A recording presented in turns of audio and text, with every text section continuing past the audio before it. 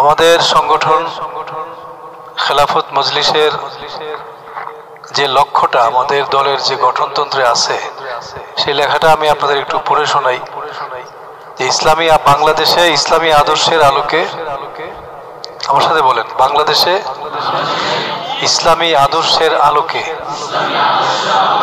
ন্যায় ও ইনসাফ ভিত্তিক জনকল্যাণমূলক জনপ্রতিনিধিত্বশীল সরকার প্রতিষ্ঠিত করা।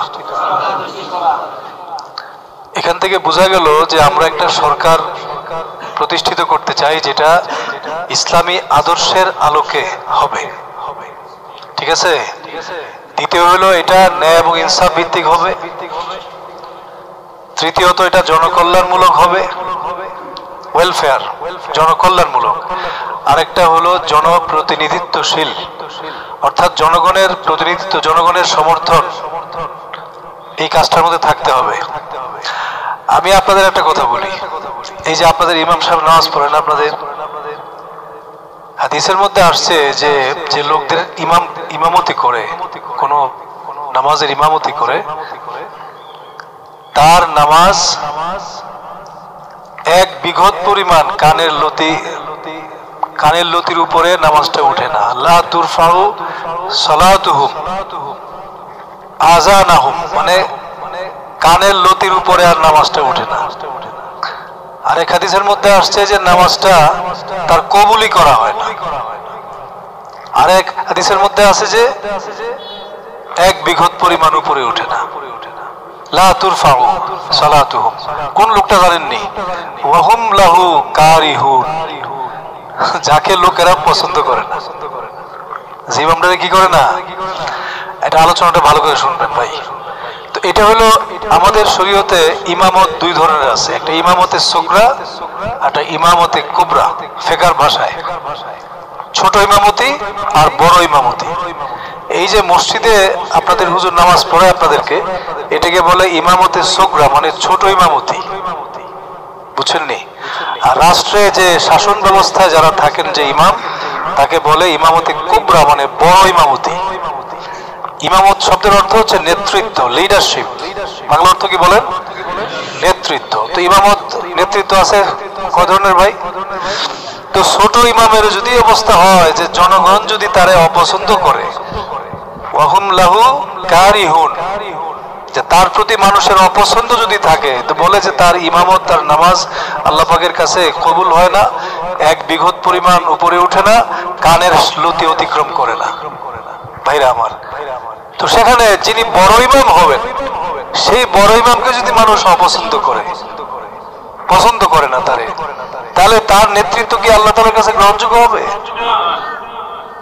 সেই জন্য আমরা আমাদের খেলাফত মজলিস তার লক্ষ্য উদ্দেশ্যের মধ্যে বলছে যে সরকারটা যে আমরা চাইতেছি, সেই সরকারটা অবশ্যই জনগণের প্রতিনিধিত্বশীল হইতে হবে। সুবহানাল্লাহ বলেন। দেখেন জনগণকে ইসলাম কত সম্মান করে। আপনারা কি আমার কথা বুঝতেছেন? যে সঙ্গত কারণে ইমাম সাহেবরা কি করে না, যে মুসল্লিরা কি করে না, পছন্দ করে না। আল্লাহ পাক বলেন যে ওর নামাজ কানের লতির উপরে আর উঠবে না। লা তুজাবিজু সালাতুহু লা তুরফাউ সালাতুহু লা তুকবালু মিনহুম সালাতুহু। তিনটা হাদিস আছে এই ব্যাপারে। কত সাংঘাতিক কথা দেখেন। নামাজ কবুল করা হবে না, নামাজ উপরে উঠবে না, আরেকটা হচ্ছে নামাজ কবুল করা হবে না। কোন লোকটা? একই কথা, ওয়াহুম লাহু কারিহুন, যারে মানুষ কি করে না। দেখেন জনগণের সমর্থন, জনগণের পছন্দ হইতে হবে। এটা মসজিদের ইমাম হোক বা জাতির ইমাম হোক, উভয় ক্ষেত্রে জনগণের ভালোবাসা এবং পছন্দ থাকা চাই। সুবহানাল্লাহ বলেন। সেজন্য ইসলাম সব সময় জনগণকে সম্মান করে, জনগণের মতামতকে শ্রদ্ধা করে। এই জন্য আমাদের একটা মাসালা আছে, খেলাফতের একটা মাসালা আছে, মনে রাখবেন। যখন একজন খলিফা মনোনীত হন, যতক্ষণ পর্যন্ত জনগণ তার হাতে বায়াত না করবে স্বাধীনভাবে, তার প্রতি আনুগত্য প্রকাশ না করবে স্বাধীনভাবে, ততক্ষণ পর্যন্ত তিনি খলিফা হবেন না। আগে জনগণের বায়াত, জনগণের স্বতঃস্ফূর্ত সমর্থন তার প্রতি প্রকাশ করতে হবে। সুবহানাল্লাহ বলেন। সুতরাং বোঝা গেল যে ইসলাম যে রাষ্ট্রের কথা বলে, খেলাফতের কথা বলে, সেই খেলাফত জনগণকে বাদ দিয়া না, ঠিক কিনা বলেন?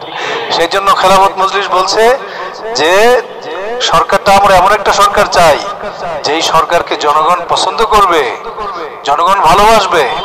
আল্লাহর নবী হাদিসের মধ্যে এই কথা বলছেন, খিয়ারু আইম্মাতিকুম, তোমাদের মধ্যে সবচেয়ে ভালো লিডার কে? দেখেন কি বলে, দেখেন, তুহিব্বুনাহুম ওয়া ইউহিব্বুনাকুম। সুবহানাল্লাহ। যারা আলেম তারা তো বুঝে ফেলছেন হাদিসটা। যাদেরকে তোমরা ভালোবাসো তারাও তোমাদেরকে ভালোবাসে। এই নেতা হইল সবচেয়ে ভালো নেতা, এই নেতা হইল ইসলামের সবচেয়ে কাঙ্ক্ষিত নেতা।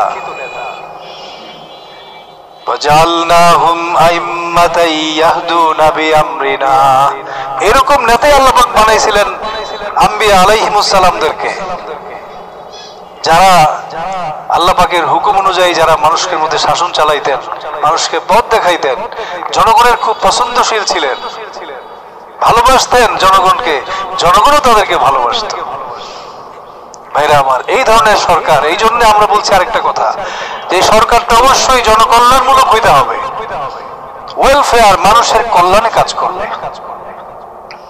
একটু আগে এক জায়গায় হাদিসটা বলে আসছি যে হযরত আবু বকর যখন খলিফা হলেন তখন তো চতুর্দিকে বিদ্রোহ দেখা দিল।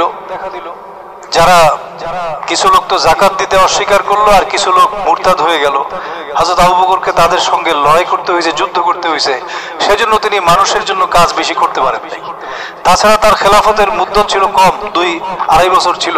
বন্ধুরা, উনি মানুষের সেবা করতে পারেন নাই বেশি একটা, কিন্তু সেবা না করলেও খলিফা নির্বাচিত হওয়ার পর যে ভাষণটা দিয়েছিলেন, উনি কিন্তু সেবা করার জন্য প্রস্তুতি নিয়েছিলেন। দেখেন, একটু আলোচনাটা ভালো করে শুনেন। খলিফা নির্বাচিত হওয়ার পরে জোহরের নামাজের আগে তিনি যে ভাষণটা দিয়েছিলেন, 2 মিনিটের একটা ভাষণ দিয়েছিলেন। আমাদের সাহাবায়ে কেরামরা তো বেশি কথা জানতেন না। আল আইয়ু, হ্যাঁ, শুবাতানি মিনান নিফাক, আল বাযালু ওয়াল আইয়ু, বেশি কথা বলা এটা হলো নিফাকের একটা শাখা। আমাদের পয়গম্বর, আমাদের সাহাবায়ে কেরাম বেশি কথা বলতে জানতেন না। এই যে দেখেন না কত কথা বলতেছি, এগুলি কোনো দাম নেই আল্লাহর কাছে। এই যে বয়ান করতেছি দেখেন না, নিজের কাছেও একটু আরাম লাগতেছে, আপনারও ভালো লাগতেছে, এগুলোর কোনো দাম আল্লাহর কাছে নেই। সাহাবায়ে কেরাম ছোট ছোট কথা বলতেন, 2 মিনিট 3 মিনিট, নিজের দিকে কাউকে আকৃষ্ট করতে চাইতেন না। আজকাল তো হইলো অন্য যুগ, এই যুগের ব্যাপারটাই ভিন্ন, ঠিক কিনা? বক্তৃতা করার পরে আবার দিয়ে দেয় মোবাইল নাম্বার, আবার ভাইরাল করে কোথায় যাওয়ার জন্য, এইগুলো চলতেছে এখন। ভাইরা আমার, দেখেন তো বলতেছে উনি 2 মিনিটের ভাষণ দিচ্ছেন। সেই ভাষণের মধ্যের অংশটা আমি আপনাদের শোনাই। প্রথমে ভাষণটা স্টার্ট করছেন কেমনে, দেখেন, ইয়া আইয়ুহান নাস ক্বাদ বুল্লিতু আলাইকুম, আমাকে তোমাদের রাষ্ট্রপ্রধান নিযুক্ত করা হয়েছে, কিন্তু আমি তোমাদের মধ্যে উত্তম ব্যক্তি নই। এইভাবে উনি ভাষণ, সুবহানাল্লাহ বলেন। পরে বলতেছেন, দেখেন, আযাইফু ফীকুম কাবিয়ুন ইনদি, শোনো, আজকে তোমাদের মধ্যে যারা দুর্বল মানুষ, মেহনতি মানুষ, গরিব মানুষ, খেটে খাওয়া মানুষ, যাদের ঘরে খাবার নাই, পরনে কাপড় নাই, রাতে ঘুমানোর ভালো ব্যবস্থা নাই, সেই মানুষগুলো আমি আমার কাছে শক্তিশালী। হাত্তা আখুযা লাহু হাক্কাহু, আমি তার হকটা কিন্তু দিয়ে দিব। সুবহানাল্লাহ। আর যারা জাতির শক্তিমান মানুষ, যারা অনেক প্রভাবশালী ব্যক্তি, তারা আমার কাছে দুর্বল, আমার চেয়ে তারা বেশি শক্তিশালী না। হাত্তা আখুযাল হাক্কা মিনহু, আমি তার থেকে অধিকারটা আদায় করে ছাড়ব। শুরু করছিলেন কিন্তু খলিফা নির্বাচিত হওয়ার পরেই দুর্বল মজলুম মানুষের জন্য কাজ করার অঙ্গীকার করলেন, কিন্তু পরে আর পারেন নাই। পরে এই জালেমরা মুরতাদ হয়ে গেল, অনেকে যাকাত দিতে অস্বীকার করলো, নানান ধরনের ঘটনা ঘটলো, উনি আর মানুষের জন্য উল্লেখযোগ্য কাজ করতে পারেন নাই। সেই জন্য আল্লাহ নবী বলেন, ওয়াফি নাজহি দুফুন, ওর পানি টানার মধ্যে একটু দুর্বলতা ছিল, তবে আমি আশা করি আল্লাহু ইয়াগফিরু লাহু যুফাহু, আল্লাহ পাক তার দুর্বলতাকে মাফ করে দেবেন, আমি আশা করি। বেশি পানি টানতে পারে নাই, মানুষের সেবা বেশি করতে পারে নাই, তবে আমি আশা করি আল্লাহ পাক ওনাকে মাফ করে দিবে। দেখেন খেলাফত এবং ইসলামের রাষ্ট্র কি ধরনের রাষ্ট্র ব্যবস্থা। দেখেন আবু বকরের মতো ব্যক্তি, যার গোটা জিন্দেগির আমলের মানুষের, সারা দুনিয়ার মানুষের নেক আমলের চেয়ে যার আমল বেশি, ঠিক কিনা বলুন?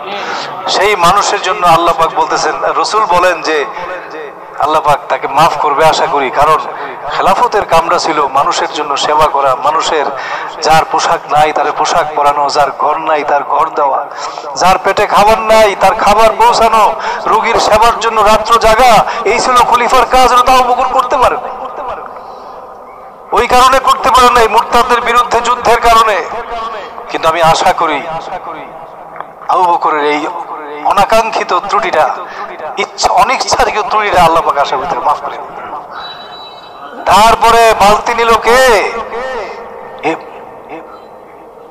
ইবনুল খাত্তাব আখাযাহা, বালতিটা নিল ইবনুল খাত্তাব। খাত্তাব নেওয়ার পরে তখন তো আর সমস্ত মুরতাদ দমন হয়ে গেছে, যাকাত অস্বীকারীরা দমন হয়ে গেছে, গোটা ইসলামী রাষ্ট্রে শান্তি প্রতিষ্ঠিত হয়ে গেছে। তখন উনি কি করলেন? হ্যাঁ, বালতিটা নিলেন, পানি টানার বালতি না, ফাস্তাহালাত ফি ইয়াদিহি গারবান, ওমরের হাতে বালতি যাওয়ার পরে সেটা একটা বৃহৎ আকারের বালতি হয়ে গেল। হুজুর বলেন, আমি কোন নওজওয়ানকে দেখি নাই জীবনে যে এত বেশি পানি টানতে, এত বেশি পানি টানতে। হাত্তা রাবিয়ান নাস, মানুষ পরিতৃপ্ত হয়ে গেল। জাতি ধর্ম বর্ণ নির্বিশেষে সব মানুষ সুখে শান্তিতে তাদের জীবন যাপন করতে লাগলো। এই হচ্ছে ইসলামের আদর্শ, ঠিক কিনা বলেন? মানুষ তো বুঝলো না ইসলামটাকে।